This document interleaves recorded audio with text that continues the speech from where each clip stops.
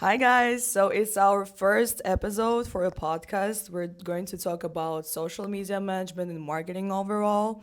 I'm very excited here because we have Letizia, Hi everyone. the sweetest person on earth.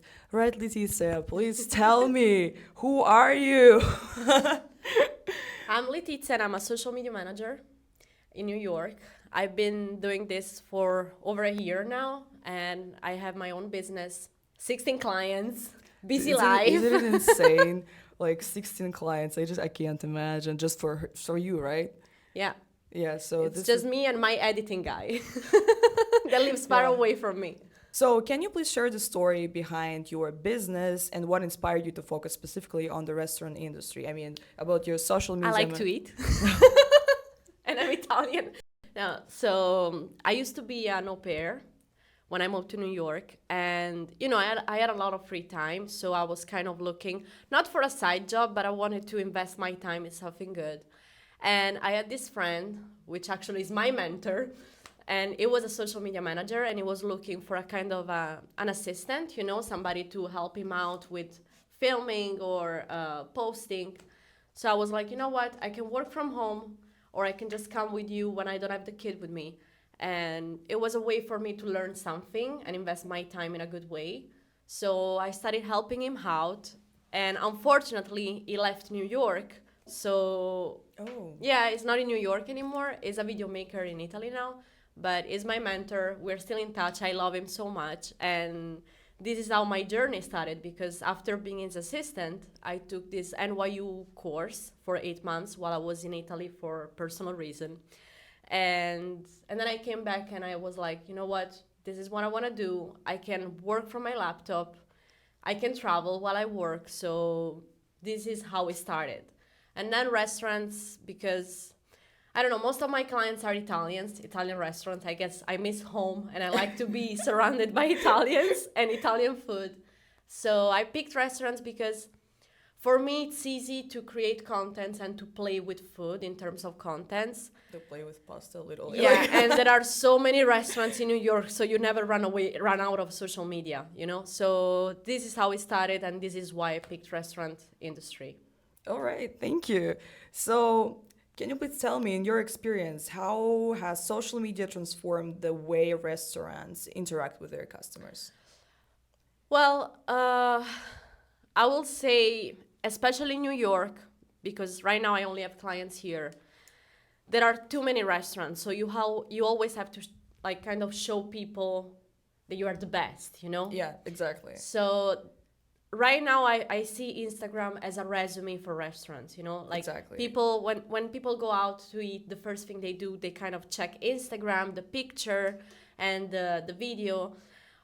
One piece of advice I always tell my client is I know there are many trends on Instagram right now, but that doesn't mean we have to do all of them, because I feel like you have to show people what you really do. They don't really care about you dancing in your restaurants. Yeah, It's more yeah. about what you are going to offer. Exactly. And I kind of like showing the vibe, the amazing food they have. So yeah, right now I will say Instagram is a kind of resume, and that's the Yeah. first thing that catches your attention when it comes to going out and looking for a place to eat. Exactly. It's like, quite frankly, it's almost the same situation with people, Yeah. right? Like, you get to know each other, you get their Instagram, and you're like, oh, okay, you're a cool guy, or girl.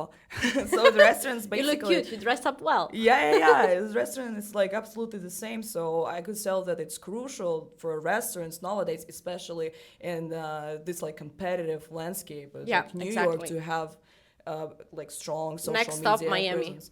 Next up, Miami. Are you like? Do you want to expand? I would like to get some clients there and do back and forth. Girl, this is a very good aspiration. At the same time, it's like I can't imagine. It's like a lot of traveling and all that. I know that you have a very packed schedule, so it's Yeah, like but I also used to be a flight attendant, so I guess that's I my don't thing, care. traveling. Okay, yeah, that's pretty interesting. But I remember like you went to Miami a couple times, and like how do you think the restaurant business is different there rather than in New York? I will say there are less restaurants, and I mean, New York has a variety of restaurants, you know. In Miami, I don't see the same, so I don't think there is the same competition we have in New York. I've been going to Miami every month to take a break from New York. Girl, you need a lot of breaks. I do.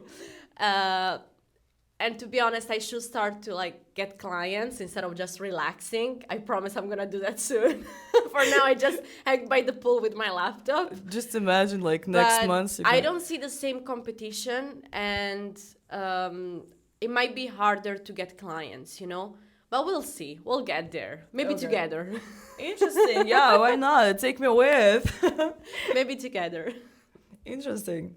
Okay, so how do you think does social media help a restaurant to build a loyal customer base? Or not really? It's not for that. Well, you have to be consistent on posting in order to do that. And I guess you always need to have something new on your menu, on your vibe, you know, in order to get customers to come back. Like, I wouldn't want to eat the same pasta every month, you know. So I always ask my clients to do something special on the menu, special of the week, special drink, or whatever. And you have to be consistent with creation of contents, posting. You always have to keep your clients updated, and that's a good thing about Instagram, you know, because if you follow someone, you know, you're gonna see what they're doing every day, every week. So I will say always come up with something new, either on the menu, on the vibe, on the drink list, you know, to get your clients to come back. Like, oh, they have something new, let me go try it, you know. Like, I don't like when restaurants stick with the same stuff forever, like, you know. Yeah. Give us something different. It's and kind give of me boring. something different to post. Yeah, because it's like the same stuff. Interesting. But how do you connect with customers on like deeper level when it's a restaurant? Basically, for the most of the time, restaurant doesn't have a face. So it's like, what do you use to like build this connection? I will say influencers work better than meta advertising. Interesting. That's my point of view, because okay, one thing I love about having influencers over in order to create, like, you know, some sort of connection between restaurant and customers is that an influencer is going to show you the real experience, you know. And I guess that's what people want to see. I usually pick that instead of meta advertising. I also do meta advertising, of course, but influencers are better in a, how can I say it? Like, they give you a human perspective, you know? Like, they're gonna show you what they ate, what their experience was. Yeah. They went there with friends because they usually bring another person. So I don't know, it gives you more like a real side of the experience. And that's a good way to connect the customer to the restaurant, you know? Well, that's pretty good. How successful was that for your clients? Most of my clients get a good return of investment when it comes to influencers, you know, because then, oh, I saw your video, I saw your restaurant on this influencer video. And, you know, then I always check the engagement, the reach, the comments, because the comments is the best way to see if the video is getting a good engagement. Yeah. So I don't know. It's been pretty good so far, I have to say. The return of investment was pretty good. And a lot of influencers, they don't really work on a budget. They ask just for a collaboration exchange, you know? Yeah, that's something that I wanted to ask next because, like, for example, a lot of businesses, not only restaurants, especially if they're like small businesses, they don't really have a marketing team and then they work with influencers by themselves. So are there any tips to actually negotiate the collaboration so it could benefit both sides, but especially business? Sometimes a good thing, I realize that influencers like to be like the princess treatment, you know? Like, you can tell them, oh, we're gonna do a special drink for you and we're gonna name it after you, you know? Like, you can do something catchy. They usually like that, you know, because that gives you a kind of princess treatment. Oh, they're doing a drink named after me, you know? But do you have case like that? I did, yeah. Really? Was it a big influencer? Yes, because when it's like micro influencers, they usually do it for free. They don't ask you anything. When it's big ones, I will say 200,000 followers, and up, they want something in exchange. So Yeah, that's you typically can come money. up with a discount code for your followers or a special drink, or you can give them something more that it's out of the menu. You can play with it. Then sometimes they say no, of course, and they want money. But I had cases that they ended up saying yes. Okay. So That's pretty interesting. So, how to divide the marketing budget? Like, what share goes to influencers? Is it usually like a bigger share, or how do you prefer to split it? I usually, when I start a contract with a client, I always tell them what's the real budget should be, and then they are able to decide whether to go for that budget or not. What's the budget for the restaurant? Like the average mediocre I restaurant? usually start 1,000 and up. Okay. At least the first few months. If they never done advertising before, I would recommend to start from 1,000. And spread the budget all over the month. And then for influencers, I have some clients some clients they have a kind of prefix menu for influencers. Some clients they give me a budget, like let's say 150, and they tell me to tell the influencer that this is gonna be the budget. They can pick whatever Yeah, they it's want from the menu. non-negotiable. Okay. Yeah, and they have to stay in the budget, otherwise they have to overpay. But they usually stay in the budget. Of course, that's per person, because the influencer always comes with a +1 for videos and. Yeah, yeah. For the vibe. But yeah, if it comes to meta advertising, I start from 1,000. When it comes to influencers, I usually either ask for a prefix menu, like one appetizer, one main, one drink, per person, or they give me a price, and then I have to say the price to the influencer. Okay, so we're gonna switch the topic. So basically, do you use social media to monitor clients' experience in a restaurant? Is it useful? For example, Instagram, if they post something like a negative comment or a positive, is it like, can you use social media to track success of your restaurant so far? I will say yes, especially because most of the times I get DMs in my clients, Instagram, on my client's Instagram about, I don't know, a customer saying, oh, I had a beautiful experience, oh, that was amazing, or I didn't like that, or whatever. Of course, when they don't like that, I always apologize, pretending to be the restaurant owner, Yeah. I always Okay. apologize. I ask them what was wrong, if there's anything that we could do. And then, of course, I always forward the message to the general manager. And, sometimes they take care of it because they have the reservation so they can get back to the customer. But yes, especially when it comes to comments, like, guys, always check the comments, because comments is the best part, Yeah, to track yeah. if someone has been there and has been complaining. Someone is commenting like, oh, I love that place, I've been there, like, as an influencer, of course I'm gonna post something positive, Of course, yeah. but the comments, that's a real They're thing. they're not lying. Comments, they don't lie. Like, yeah, exactly. Also, the next thing is just people. Like, I cannot trust Google anymore because I feel like all the reviews there are paid, and I'd rather go to TikTok and just like put the name Yeah. of the restaurant, and I can see real feedback from people. Exactly. Yeah. So Like, and sometimes on Google, they're like, oh, my friend, can you please put a review from me, yeah. That doesn't happen on Instagram. Yeah.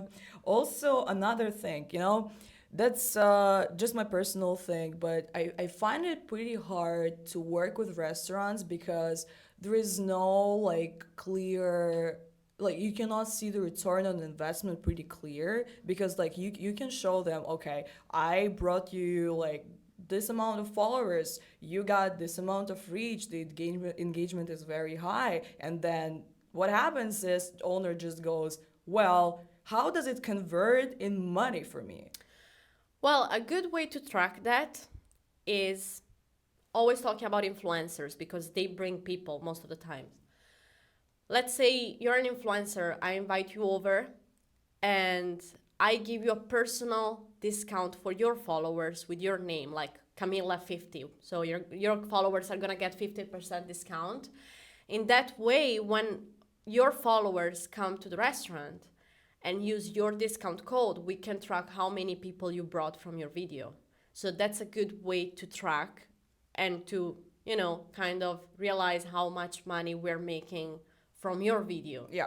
and how many customers we're getting from your video. That's a good way to track.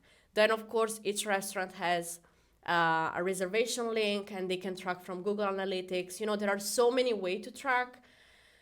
Then, my side is creating contents and bring people, Yeah. but they do the rest, of course. I'm not the one tracking that, Okay, yeah. I usually get a month, like an end of the month report from Meta and Instagram, but then usually is my client letting me know how things are, if we should invite more influencers, if we should do more advertising, if we should change something, At the end of the month, you always have to play between client and social media manager. So that's pretty interesting question.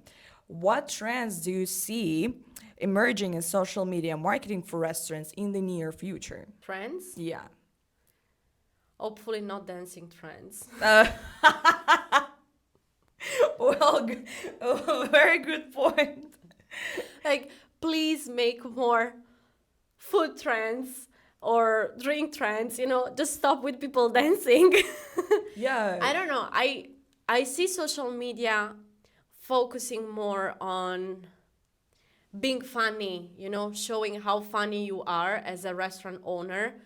Like, I would love social media to be more focused on, I'm talking about restaurants, of course, because when it comes to fashion or brands, that's different. But when it comes to restaurants, I would like to see more food engaging contents, like I would love Instagram to give more visibility to what the restaurant is serving and not the restaurant owner making a dance move. Yeah. Or I don't know, my social media isn't here, so let me take contents and you get a view of the owner just taking a selfie of himself. Like, I don't know. But don't you think it helps to connect? It does help to like sometimes it's good. Sometimes it's good to show that side of the restaurant. I just see many places focusing on that and forgetting what they're really doing, Yeah. So if I could decide what the next trends could be, I will say more focus on the menu, food and drinks and whatever, because that will make my life easier too, of course. It's not easy to make a restaurant owner dance, trust me. Well, But I do remember that it's not hard, like, especially working with the staff and Yeah. working with the owner. That's just a completely different But thing. one thing I hope is gonna be like that, because I like it, is that people are gonna start doing podcasts on the restaurants. Podcasts on the restaurants. Yeah, like share their story, The experience. the experience, why the menu, why the drink, why that dish, Like Oh, I see. I think a good way to to get some engagement between you and the customer is to explain why, like what's behind. I agree with you. I just love when the place has a history to it. And Yeah. it's not just a place to just, to make this cash flow. Like, Exactly. And you can literally sense this, like, the The moment. story, the moment. Yeah. I mean, like, the moment you walk in the restaurant, if this, like, a place that was made out of, like, love and, like, from your soul, Exactly. or it was just, like, to make money. Yeah, like I have this client. Most of the people know this place in New York. It's called L'Antico Vinaio.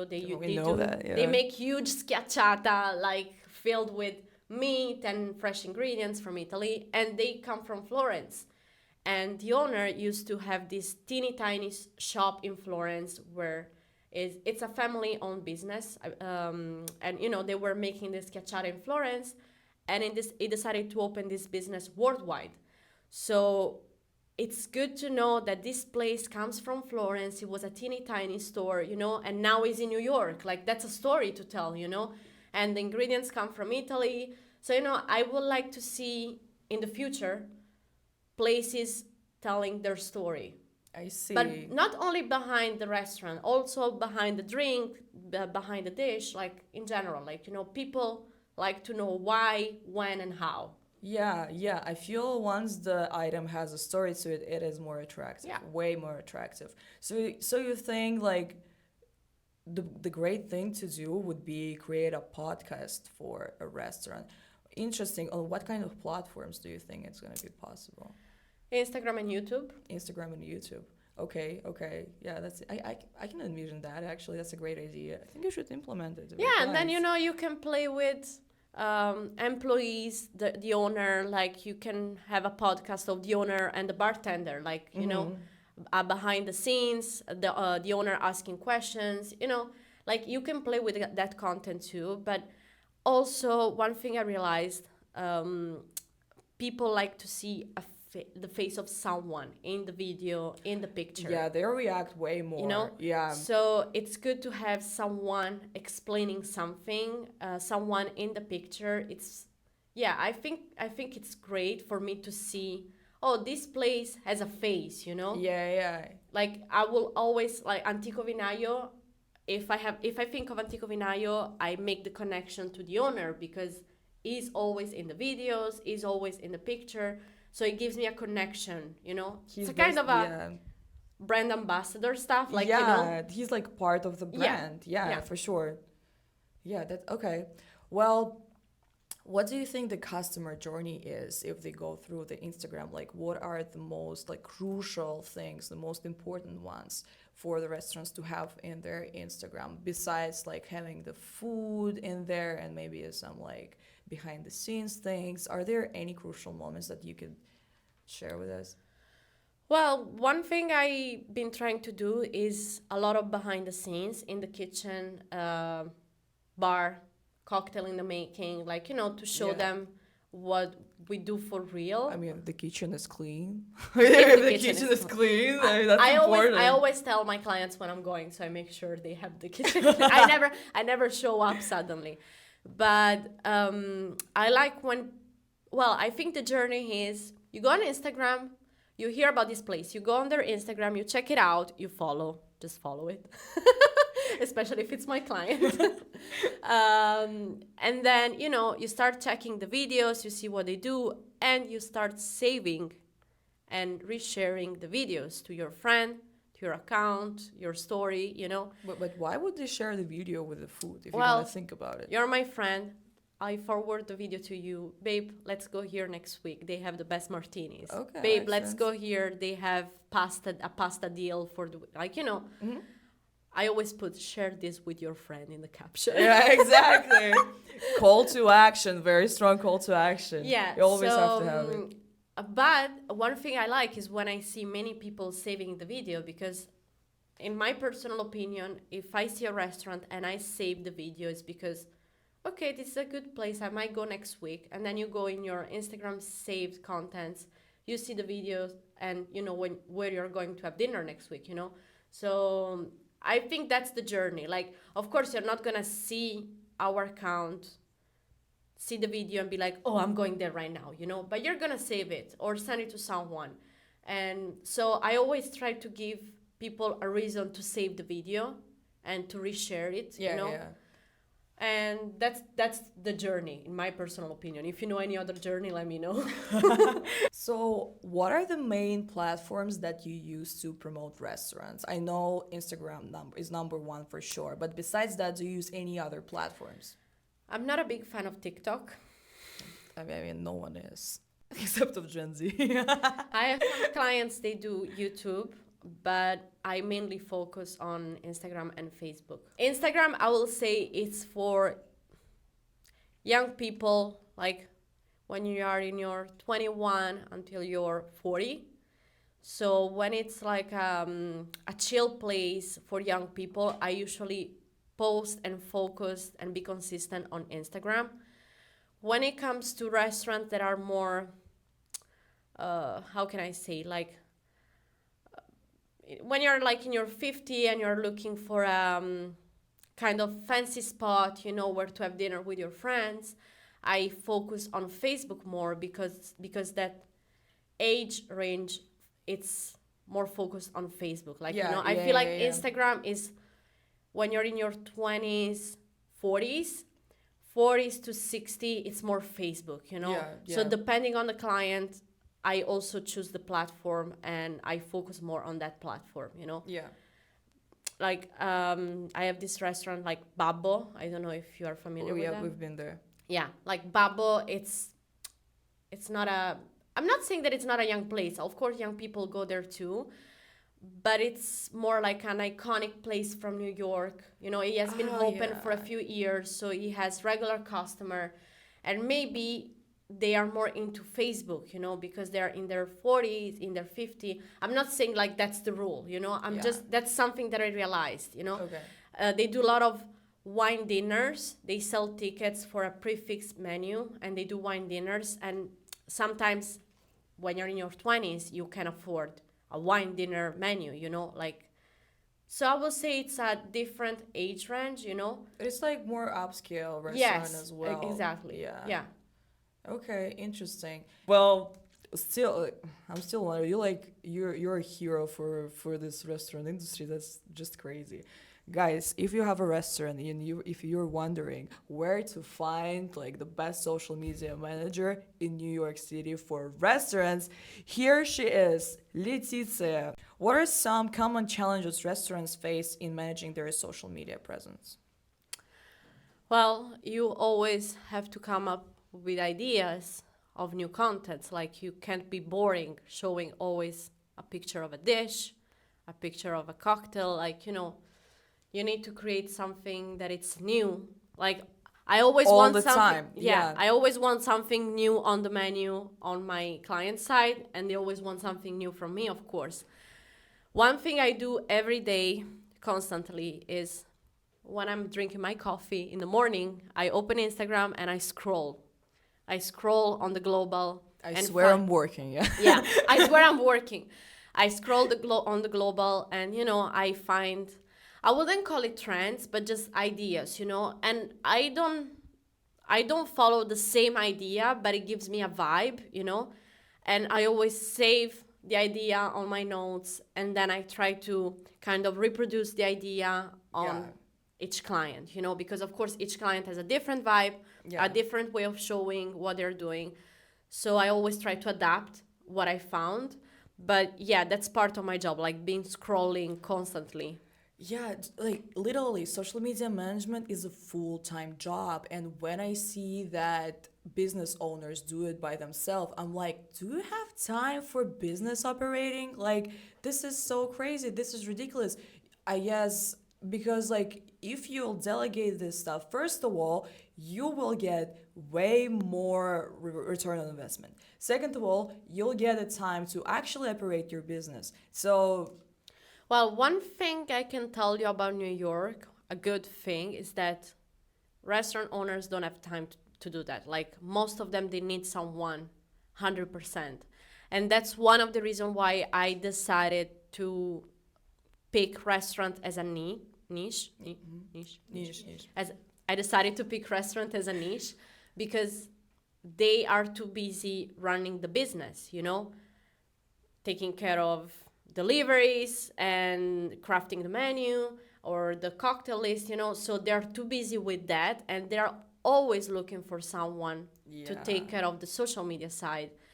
And that's a good way for me to get clients, because, oh, you're too busy, I can do that for you. Yeah. Let me save your life. Exactly. Let me save you some time, get you great results. It's just Yeah. like it's a win-win for both sides. Yeah. It's just like I feel like some people are afraid to delegate because it's like an investment still. It is for me, so I understand that. Yeah, absolutely. But once you convince them that you can bring them like tangible results, that's a completely different story. So yeah, well, thank you so much for this amazing interview. I'm just so glad that you Thank you were for inviting me. like the first guest on this Aw. interview. It was a pleasure. Are there any last words that you want to say to the Follow all my clients. Follow follow all my clients, and come for dinner, come for lunch. Oh, actually, you know what? The last question. What is your favorite client? Old-fashioned cafe. They have the best cocktails in New York, I swear. I agree. And the vibe is sick. Oh my god, I love old-fashioned cafe. You know what I love the most about it? The What? steak. They have a great steak. I remember, like, Really? it's like it's nice. It's sliced. I always get pasta when I go there. Thank you so much, Leticia. Thank you for having me. Of course. All right. Bye. Bye.